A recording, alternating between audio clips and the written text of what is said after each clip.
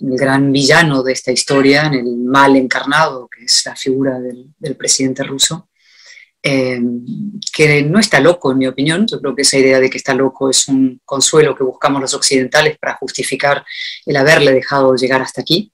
Y la otra figura, del lado del bien, del lado de la democracia liberal y su defensa, del lado del coraje y la valentía, es la figura del presidente de Ucrania, ¿no? Y por ir al fondo de la cuestión, encarnada en esas dos personas, hay efectivamente dos visiones del mundo, ¿no? Dos visiones. En un lado convergen los dos grandes flagelos del siglo XX, ahora en el siglo XXI, que son el comunismo y el nacionalismo, ¿no? Putin sí tiene un plan ideológico, tiene un proyecto político, en el peor sentido, el más indeseable de la palabra, que es la reconstrucción de un mundo soviético, la reconstrucción de esa gran Rusia. Es un proyecto etnicista, nacionalista, que destroza el principio más luminoso que emerge de la Segunda Guerra Mundial, vinculada a las ideas de la ilustración, que es esa idea de que las comunidades políticas no se construyen en base ni a la lengua, ni a la cultura, ni a cuestiones étnicas, por supuesto, sino a la idea de ciudadanía, ¿no? Y eso es lo que representa, del otro lado, Zelensky, el orden liberal, el orden democrático. Y la verdadera pregunta, más allá, todo el mundo te dice, ¿no? ¿Y hasta dónde está dispuesto a llegar Putin, ¿no? Y esa no es tanto la pregunta, creo, como hasta dónde estamos dispuestos a llegar los occidentales en defensa de ese modelo y de esa visión luminosa, ilustrada, moderna y que permite la convivencia pacífica, ¿no? Y la respuesta hasta dónde estamos dispuestos a llegar es una pregunta, es una respuesta difícil, ¿no? Está claro que sacrificar nuestras vidas, muy poquito. Se ha visto que Occidente no está dispuesto a sacrificar sus propias vidas y la de los ucranianos, pero no las propias. Y luego está la cuestión del impacto económico, cuánto estamos dispuestos a asumir, ¿no? En este abrupto despertar de la adolescencia europea, ¿no? Y esa es la primera reflexión que quiero hacer, que es lo que yo creo que deberíamos hacer.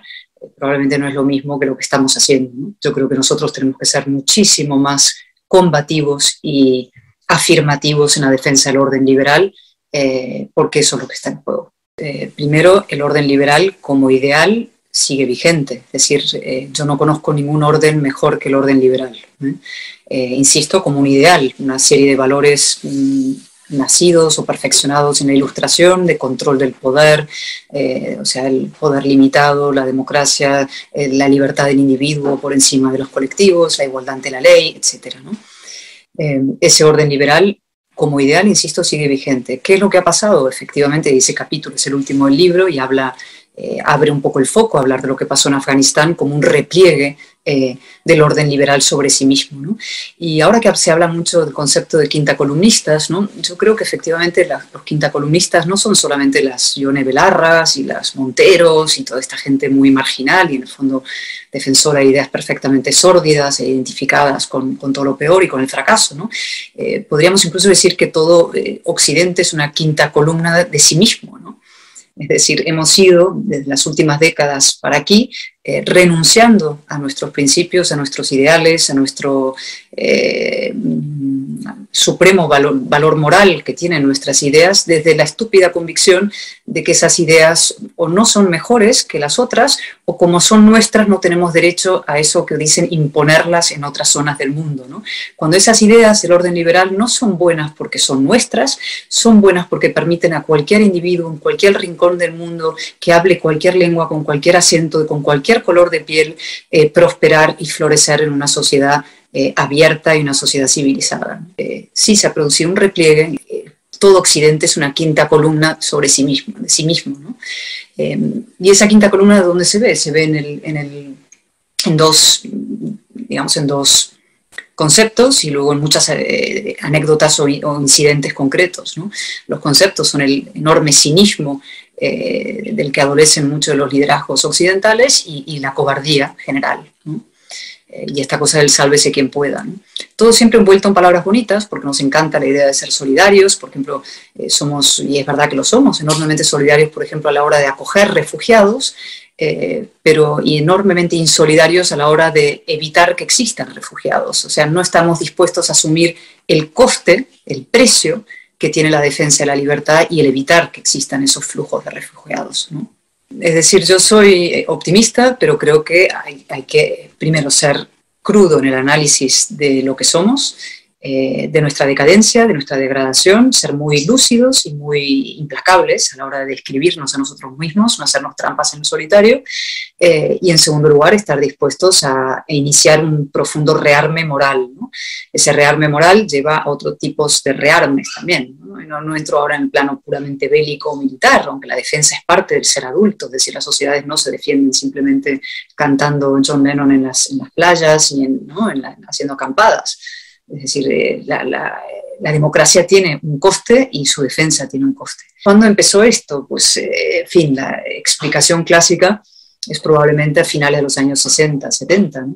Cuando la izquierda se rehace a sí misma, fracasa desde luego el experimento siniestro soviético y sin embargo la izquierda consigue mantener una superioridad moral revestida de cantidad de palabras bonitas y conceptos buenistas, y el mundo liberal, ampliamente entendido, inicia un extraño proceso como de complejo y de sometimiento moral hacia otras ideologías. El comunismo sobrevive a su fracaso, sobrevive intelectual y socialmente a su estrepitoso fracaso, y en cambio el mundo liberal no se reafirma a pesar de sus éxitos, ¿no?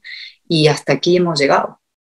Bueno, yo entré en política para combatir el otro flagelo vinculado a este, que también es colectivista, es decir, entre el nacionalismo y los movimientos de izquierdas radicales existen vínculos muy profundos, que es el odio a la libertad, ¿no? Y la convergencia entre nacionalismo y comunismo, que en el fondo se ve en la figura esta de Putin, es perfecta en el fondo, ¿no? Son los dos flagelos, insisto, los dos males del siglo XX que convergen.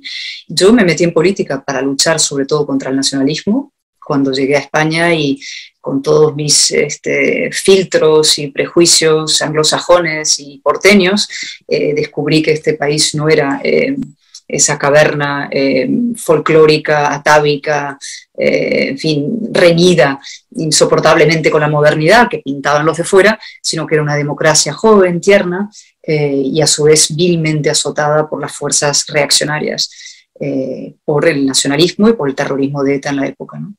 Y a mí me impresionó profundamente eso. Y además me impresionó otra cosa, que es que esa democracia ejemplar en tantos sentidos, que venía de hacer una transición de la dictadura, tenía cantidad de enemigos interiores, es decir, cantidad de españoles que estaban deseando dejar de serlo y que combatían ferozmente a esa propia democracia, ¿no? Y luego los complejos que había dentro del orden, dentro del espacio constitucionalista a la hora de defender a esa democracia de sus agresores, ¿no? Como si fuera un plano completamente invertido, ¿no? Un espejo al revés. Y pensé, pero ¿cómo es posible que esto pueda suceder? Y me alisté en la defensa del orden constitucional. Mira, como no se va a dar la vuelta es perpetuando eso ni dándole la razón a esas ideas. Eso está claro. Es decir, que esto es difícil, por supuesto, ¿no? Eso me viene a la mente la metáfora de Michael Ignatieff cuando hablaba de luchar contra el terrorismo por parte de un Estado de Derecho. Decía, el Estado de Derecho tiene la desventaja cuando lucha contra el terrorismo que lo hace con una mano atada a la espalda, ¿no? Por eso no puede tender la otra.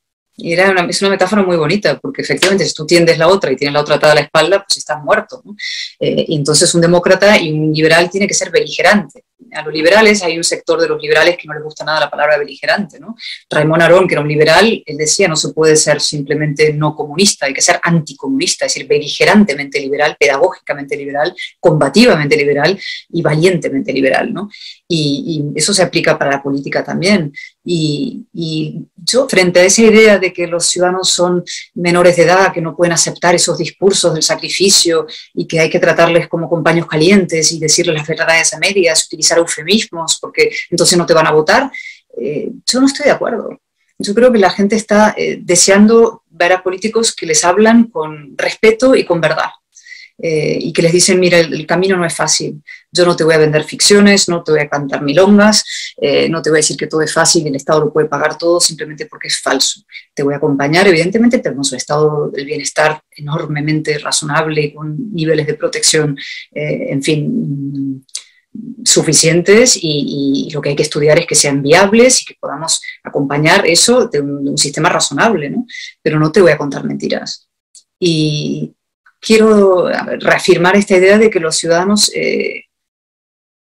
están dispuestos no solamente a entender ese mensaje, sino a votar ese mensaje. Por volver a la frase inicial, que yo repito mucho, eso de que lo moral es lo eficaz. Y ahora no me refiero simplemente a, digamos, grandes palabras. Vamos al hecho de Madrid, por ejemplo. En Madrid se ha hecho una política de hablar con verdad, de asumir las dificultades enormes de propios procesos de reforma y procesos difíciles en la pandemia, por ejemplo, y mucha gente salió a votar eso en momentos de zozobra, ¿no? O sea, decirle a la gente después de una pandemia y una guerra como esta que vamos a salir porque nos va a pagar todo el Estado o Europa va a venir a financiar, los pensionistas alemanes van a pagarnos la fiesta, o no solo la fiesta, por ponerlo en términos más sensibles, la recuperación, es que no es verdad. Es que eso no va a suceder. Entonces, eso es un voto hoy y un enorme malestar pasado mañana, o mañana mismo, ¿no? Es pan para hoy, hambre para mañana electoral. Y además es engañar a la gente.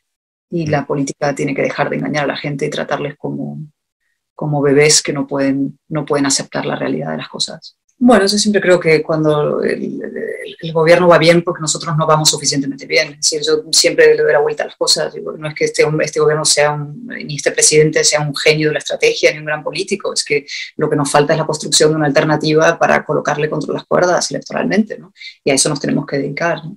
Pero solo una reflexión vinculada con algo que decíamos antes, a esta crisis occidental general, ¿no? Es tan importante que reformemos la política, regeneremos la democracia, digamos, que funcione, porque mucha gente si no va a buscar caminos alternativos. Y el malestar de la democracia lo que genera es pulsiones autoritarias y búsquedas de hombres fuertes y líderes carismáticos, o sistemas autoritarios o modelos chinos, que como digo muchas veces te ofrecen esa transacción mefistofélica de dame tu libertad que yo te voy a garantizar prosperidad y seguridad, ¿no? Y mucho me temo que hay gente dispuesta a eso. Y hay mucha gente desesperada que dice la democracia va fatal, todos corruptos, todos insultan unos a otros, son todos iguales. Pues oiga, que aquí venga un hombre fuerte a poner orden, ¿no? Y por eso es tan importante regenerar la democracia.